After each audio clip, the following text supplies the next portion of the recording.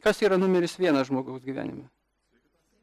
Sveikata ir gyvybė. Taip, jeigu mes gurim mirties patale, tai mums yra tik tai viena mintis, ar mes išgyvensim. Visa kita, pinigai, santykiai, nublanksta, išblėsta ir praktiškai nieko ir nėra. Tik tai ir gyvensim. Kai žmogus yra gyvas, tada sekantis yra dalykas, kas yra? Taip, santykiai. Į santykius įeina viskas. Meilė, šeima, vaikai, tėvai, seksas, kas tik tai nori, bendradarbiai, klubai ir panašiai. Kokia didžiausia bausmė buvo žmonėms kaime prieš 200 metų?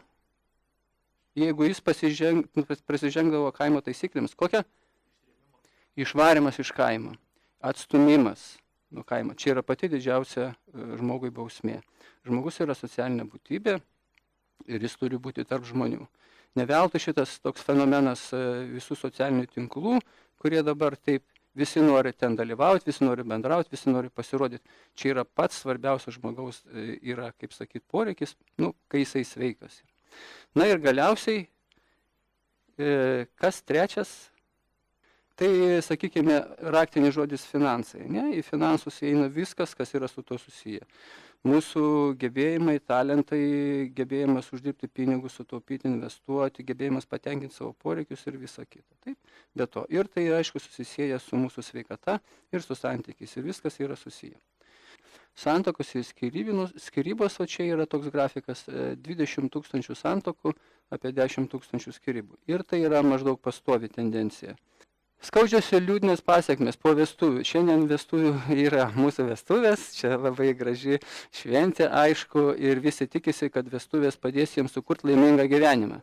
Deja, statistika rodo, kad 44% besituokiančių po 13,5 metų vidutiniškai išsiskirs. Kiti gyvens kenties, kol išsiskirs arba kol mirtis juos išskirs. O tik tai 3, 5, 6% gali būti laimingų, taip, sakykime, čia atsitiktinumo dėka. Taip. Kodėl? Todėl, kad mes neinvestuojam į tai, kas yra svarbiausia. Į santykius. Ne? Yra svarbiausias, kai mes esame sveiki, į santykius, jų kūrimą. Ne tik tai su vyras, su žmona, bet ir aplamai vienas su kitu. Taip, kodėl? Kokia problema? Tai yra, aš įvardinčiau taip, nepakankami abiejų sutuoktinių gebėjimai kurti darnius santykius ir stiprią šeimą. Tai yra pagrindinė problema, kodėl tokius turime rezultatus, nepagėdaujamas pasiekmes. Taip, kodėl sutuoktiniai neturi pakankamų gebėjimų? Todėl, kad daugelis nėra matę pastiprinančio gero bendravimo, augia įvairiuose sudėtingose šeimose, o kuo toliau išsiskiriančių šeimų, tuo daugiau vaikai mato, kaip tėvai skiriasi, ir tada nemoka kurti tų gerų santykių. Taip, ir nebuvo jokios mokyklos, kur buvo galima to mokytis. Niekas to nemokina, nors tai yra prioritetas Lietuvoje numeris 1. Taip, koks sprendimas galėtų būti? Tai suformuoti sutuoktiniams reikalingus gebėjimus bei padėti pasirinkti bendro gyvenimo taisyklės. Kokių gebėjimų reikia? Čia jūs vardinat vienus ir kitus, aš išskyriau 7 saitus. Tai yra emocinis ryšys, kai mes pamatom vienas kitą, įsimylim, užsimezga meilė, jinai baigėsi paprastai seksu, o seksas turi geras arba negeras pasiekmes vaikus. Ir toliau reikia spręsti klausimą, kur mes gyvensim, kur mūsų bus šeima. Tada klausimas, jeigu jau kreditų įsipareigojimo, iš kur pinigai, ką mes darysim su pinigais. Jeigu jau turim įsipareigojimų 40 metų, tada klausimas, o koks mūsų bendras gyvenimo tikslas?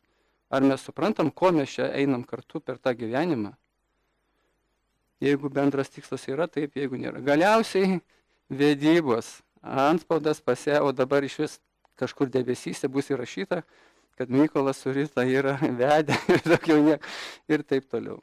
Gerai, tai kaip matote, absoliučiai visą santuoką laikosi ant emocinio ryšio. Jeigu emocinis ryšys prapuola, tai nėra traukos. Jeigu norisi viens nuo kito po pokalbio atsitraukti, pabėgti, nebūti kartu, tai nėra traukos. Nėra traukos, ko nėra tada, koks ten seksas. Jeigu man ten širdis skauda, aš negaliu žiūrėti tave. kai nėra sekso, tada jau žiūrėk, vienas pradeda ilgiau darbę užsibūti, sugalvoja darbą komandiruotėse ir jis negyvena kartu. Ir pinigai jau pradeda atskirai. Koks bendras tikslas? Nėra jokio tikslo. Nu ir skiriamės ir galiausiai tie vargšai vaikai lieka. Vaikai yra tas ryšys, dėl kurio mes nenutrauksim santuokos iki mirties, jų arba savo. Čia tiesiog tai dėl vaikų reikėtų tikrai labai atsakingai žiūrėti santuoką. Jeigu, pavyzdžiui, ten pastangos auginti vaikus atitenka tik tai motinai, ar ne, vyras mažai prisideda, tai turėtumėt pasikalbėti. Tas pats su namų priežiūra ir panašiai, ar ne?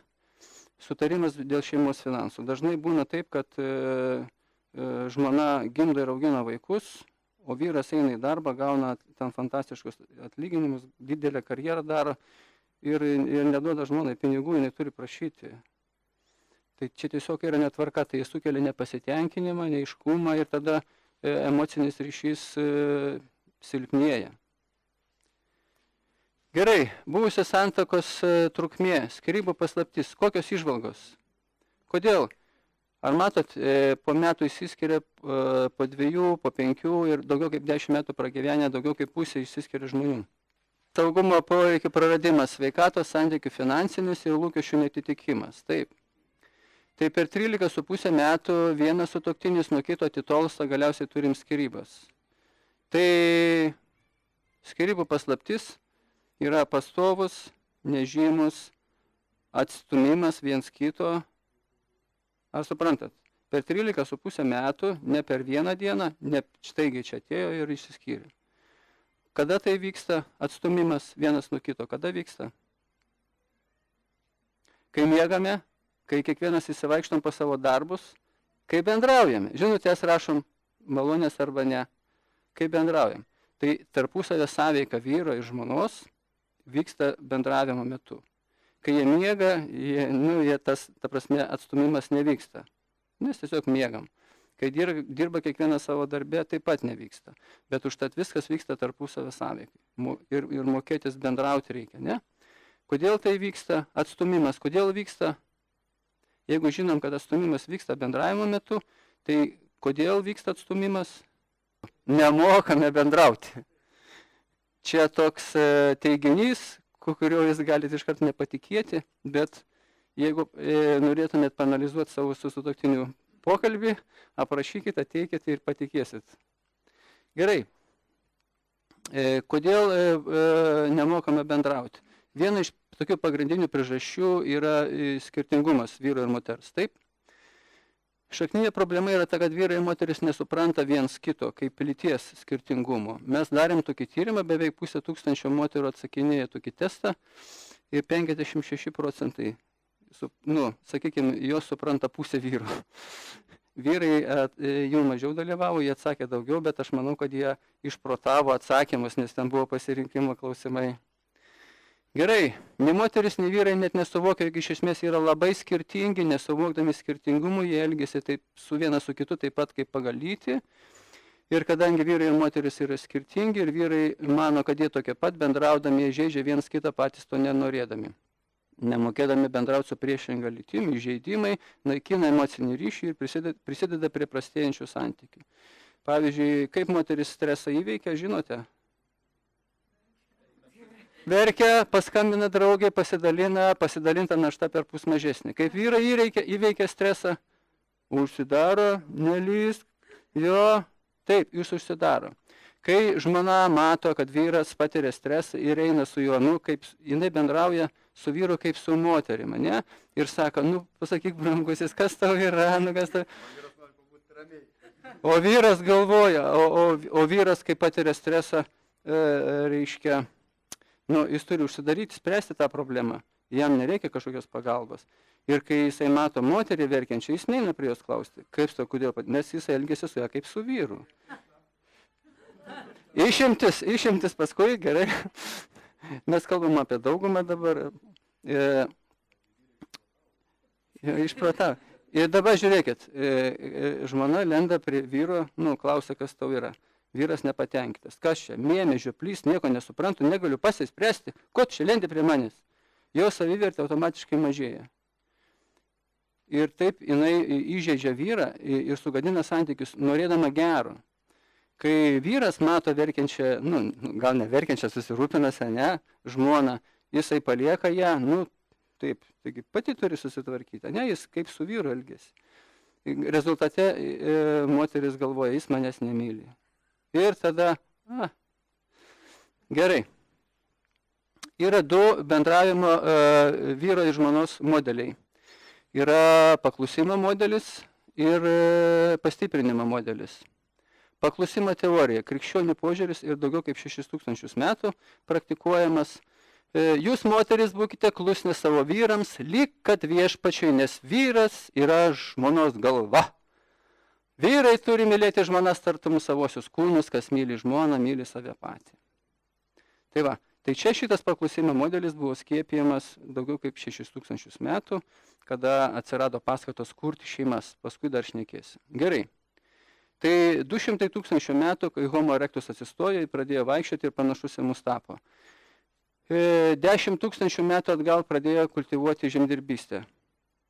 Taip, tada atsirado daugiau turto, tada atsirado tokia galimybė, nes anksčiaugi buvo visi gentyse gyveno, kaip dabar beždžionės, įsivaizduokit, maždaug gyveno, ne?